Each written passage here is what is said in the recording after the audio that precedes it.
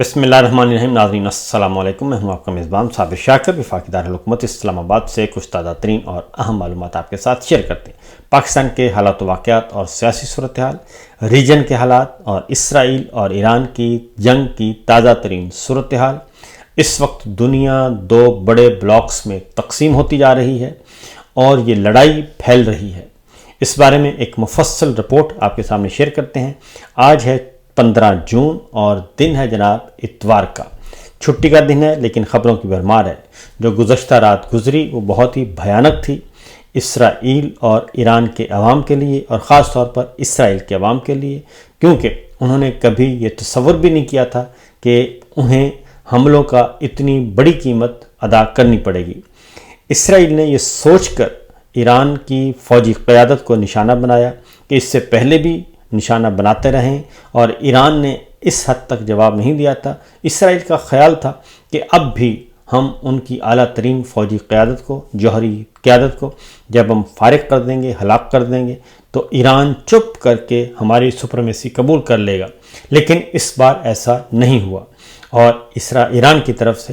بھرپور جواب دیا گیا، اور جو 2 راتیں گزری ہیں وہ بھیانک تھیں، خاص طور پر اسرائیل کے لیے، اسرائیلی عوام کے لیے، کیونکہ انہوں نے کبھی یہ سوچا بھی نہیں تھا۔ اس کی وجہ یہ ہے کہ پچھلے 1 سال سے جو کچھ غزہ میں ہو رہا ہے، بار بار پوری قوم، پوری مہذب قوم، پوری دنیا کے عوام، مغربی ملکوں کے عوام، امریکہ، برطانیہ، یورپ کے عوام بھی احتجاج کر رہے تھے، یہاں تک کہ اسرائیلی عوام بھی اور یہودی بھی یہ کہہ رہے تھے نیتن یاہو سے کہ یہ کام مت کریں، اس لڑائی کو اس حد تک نہ پھیلائیں۔ لیکن غزہ کو کھنڈر بنا دیا گیا، کھنڈرات بنا دیا گیا، اور وہ پہچانا نہیں جاتا۔ لیکن اب جو صورتحال ہے اس سے بھیانک جو ہیں تصاویر، اس سے بھیانک ویڈیوز اور مناظر جو ہیں وہ دیکھنے کو مل رہے ہیں۔ اس وقت سچویشن یہ ہے جناب کہ اسرائیل کی جو بڑھتی ہوئی ایگریشن ہے، اس کے نتیجے میں چین نے ایران کی حمایت کا اعلان کر دیا ہے اور دفاع کا اعلان کر دیا ہے۔ امریکہ، برطانیہ، روس، ترکیہ، پاکستان، سعودی عرب اور قطر سے جنگ بندی کے لیے رابطے کیے جا رہے ہیں کہ کسی بھی طریقے سے یہ جنگ بند کروا دی جائے، کیونکہ نیتن یاہو نے کل صدر ٹرمپ سے براہ راست بات چیت کی اور انہیں کہا کہ وہ اس جنگ میں براہ راست شریک ہو امریکہ، اور اس کو اپنی لڑائی سمجھ کر لڑے۔ لیکن امریکہ میں بھی ڈویژن موجود ہے، اور اس لیے امریکہ نے کل انکار کر دیا کہ براہ راست کھلم کھلا وہ اس لڑائی کا شراکت دار نہیں بنے گا۔ ایران اور اسرائیل کے ایک دوسرے پر حملوں کا سلسلہ 3 دن سے جاری ہے، اور ایران نے عمان کی میزبانی میں امریکہ کے ساتھ ہونے والے جوہری مذاکرات جو آج ہونے ہیں اس کا وہ منسوخ کر دیے ہیں۔ اتوار کے دن، چھٹی کے دن آج ہونے تھے، وہ منسوخ کر دیے ہیں، اور اسرائیل کے حملے میں زخمی ہونے والے آیت اللہ خامنائی کے مشیر جو ہیں، مشیر خاص علی شمخانی، زخموں کی تاب نہ لاتے ہوئے شہید ہو گئے ہیں۔ اسرائیل نے ایرانی فوج اور پاسداران انقلاب کے 20 سے زائد اہم کمانڈر جو ہیں وہ اس میں شہید کیے، اور دوسری جانب ایران نے 1 گھنٹے میں اسرائیل کے 10 طیارے مار گرانے کا اب تک دعویٰ کیا ہے۔ لیکن 3 جو F-35 ہیں اس کے بارے میں ایران کا جو دعویٰ ہے وہ بہت مستند لگ رہا ہے، اور انہوں نے یہ بھی کہا ہے کہ پائلٹ ہم نے گرفتار کیے ہوئے ہیں، اور ان پائلٹ کو ہم جنگی قیدی کے طور پہ رکھیں گے اور ان کو کوئی نقصان نہیں پہنچائیں گے۔ اور اسرائیل کی جانب سے ایران کی بندرگاہ شہر کنگن میں موجود آئل ریفائنری اور دیگر شہروں میں زیر زمین میزائل تنصیبات کو نشانہ بنانے، جبکہ ایران کی جانب سے اسرائیلی شہر حیفا میں آئل ریفائنری، میزائل فیکٹری اور دیگر فوجی تنصیبات کو نشانہ بنانے کے دعوے کیے ہیں، اور ان کی باقاعدہ طور پہ ان حملوں کی ویڈیوز بھی جاری کی گئی ہیں۔ ایران پر اسرائیل کی جو جارحیت کے خلاف سب سے توانا آواز جو ہے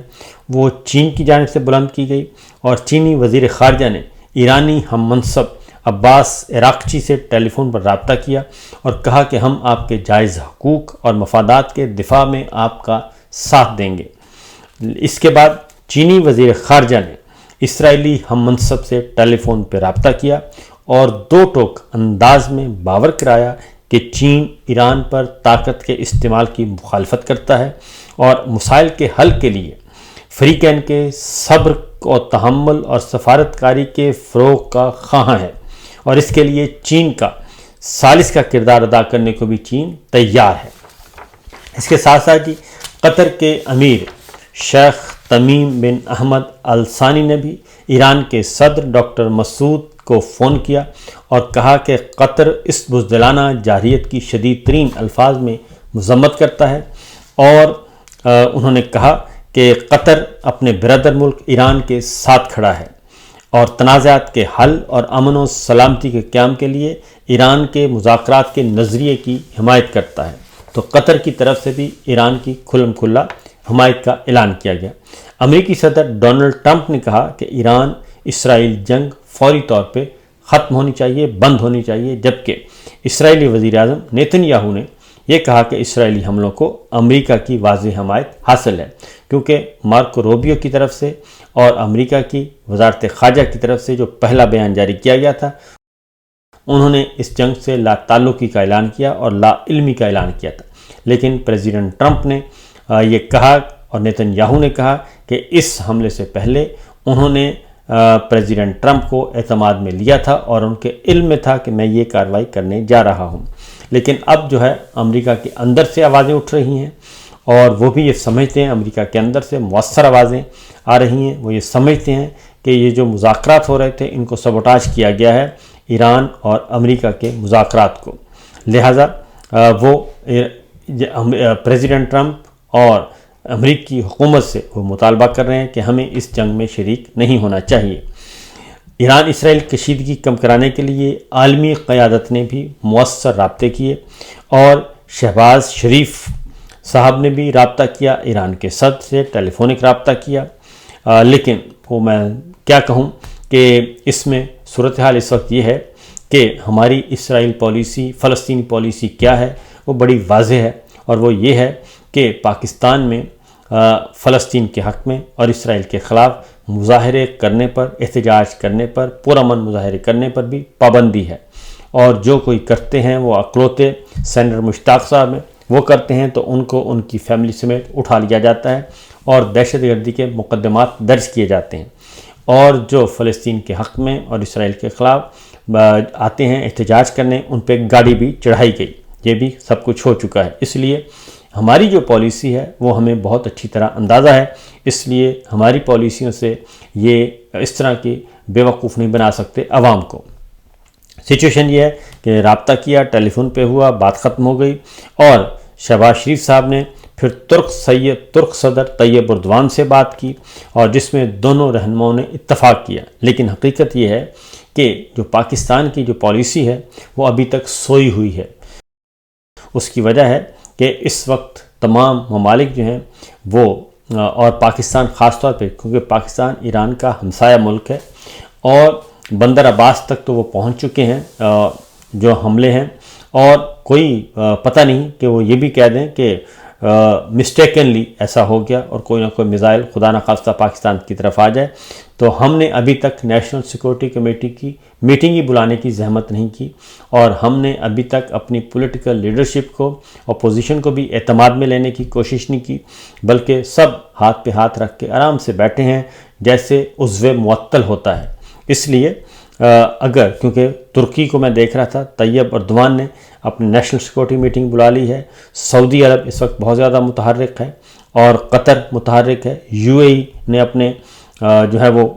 ہائی الرٹ ہے، ہماری فورسز تو ہائی الرٹ ہیں، لیکن نیشنل سیکورٹی میٹنگ کوئی کال نہیں کی کہ ہماری پالیسی کیا ہے اور کیا ہونی چاہیے۔ اور اس کے ساتھ ساتھ کور کمانڈرز کی میٹنگ بھی ابھی تک نہیں کال کی گئی، حالانکہ کور کمانڈرز کانفرنس بھی ہو جانی چاہیے تھی اس 1 پوائنٹ ایجنڈے پہ کہ ان کا موقف کیا ہے اور پاکستان کی کیا پوزیشن ہوگی۔ اس لیے جناب یہ بہت ضروری ہے۔ اور اس کے ساتھ ساتھ اسرائیل نے فوجی حملوں سے ایران کی خود مختاری اور سرحدی سالمیت کی خلاف ورزی کی ہے، جو اقوام متحدہ کے چارٹر اور بین الاقوامی قانون کی بھی کھلم کھلا خلاف ورزی ہے، یہ کہنا ہے طیب اردوان کا۔ اور وزیر اعظم آفس سے جاری جو اعلامیہ ہے اس کے مطابق دونوں رہنماؤں نے، یعنی کہ طیب اردوان نے اور شہباز شریف صاحب نے، اقوام متحدہ اور عالمی برادری سے مطالبہ کیا ہے کہ وہ اسرائیل کی ایران، فلسطین اور دیگر ممالک کے خلاف कार्रवाइयों को फौरी रोके। अगर इमरान खान साहब रिहा होते तो उन्होंने दबंग तरीके से अल-ऐलान बयान देना था और अपना मौक़िफ़ दो टोक अंदाज में पेश करना था। लेकिन हैरत अंगेज़ बात यह है कि इस वक्त जो सरकारी मीडिया है, जो मैं तो कहूँगा सरकारी मीडिया बल्कि हुक्मरान ख़ानदान के पेरोल पे जो मीडिया है, वो सवालात क्या कर रहा है, वो सवालात क्या पूछवाए जा रहे हैं कि जनाब इमरान खान साहब का अभी तक बयान क्यों नहीं आया।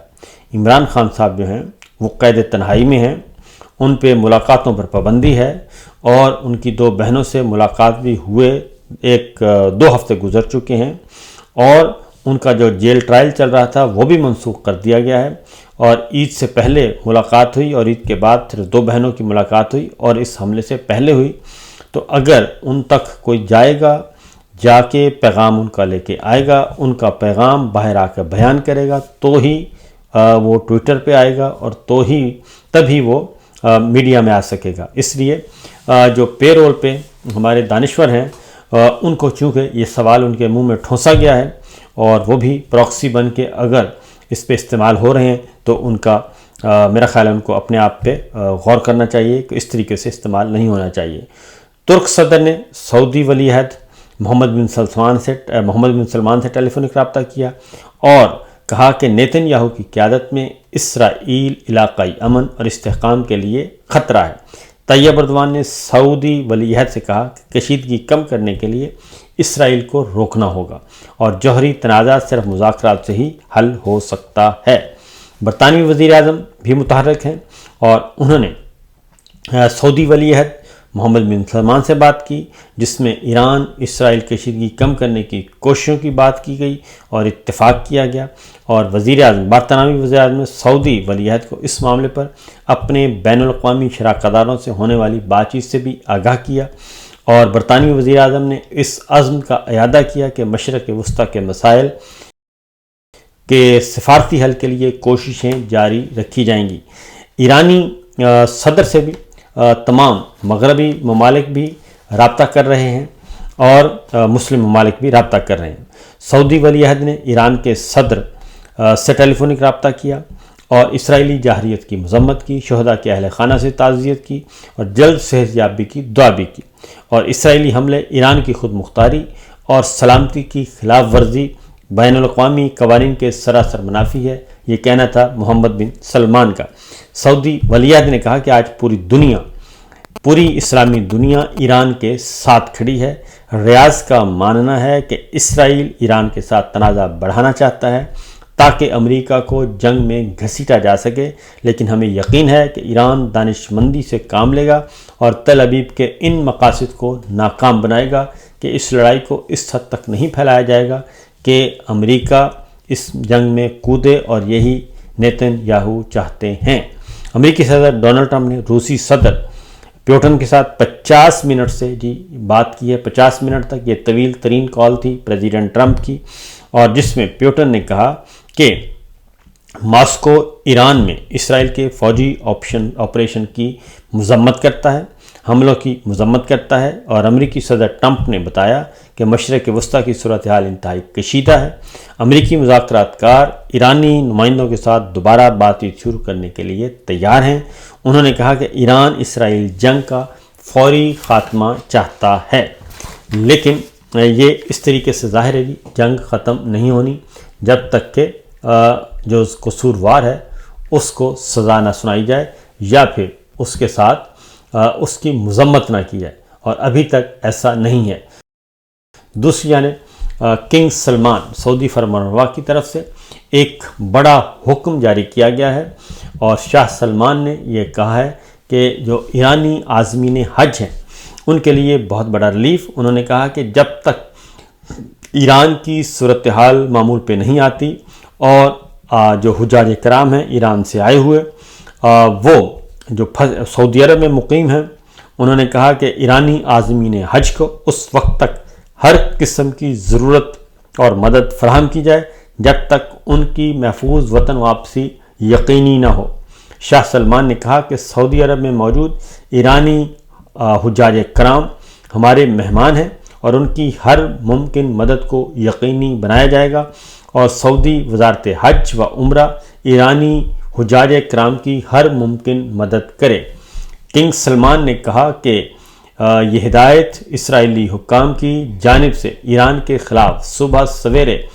فضائی حملے شروع کیے جانے کے فوراً بعد سامنے آئی، اور سعودی پریس ایجنسی کے مطابق پھنسے ہوئے ایرانی حجاج کرام کو مدد فراہم کرنے کا منصوبہ ولی عہد شہزادہ محمد بن سلمان نے بادشاہ کو پیش کیا تھا،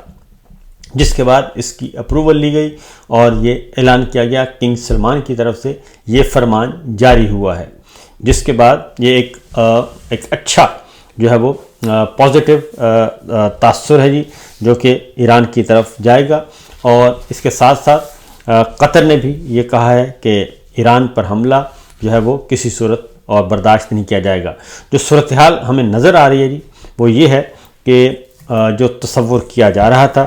شاید وہ اندازے غلط ثابت ہوئے، اور اگر یہ لڑائی بڑھتی ہے اور اگر امریکہ اس لڑائی میں کودے گا تو پھر جواباً چائنا، روس اور دیگر ممالک بھی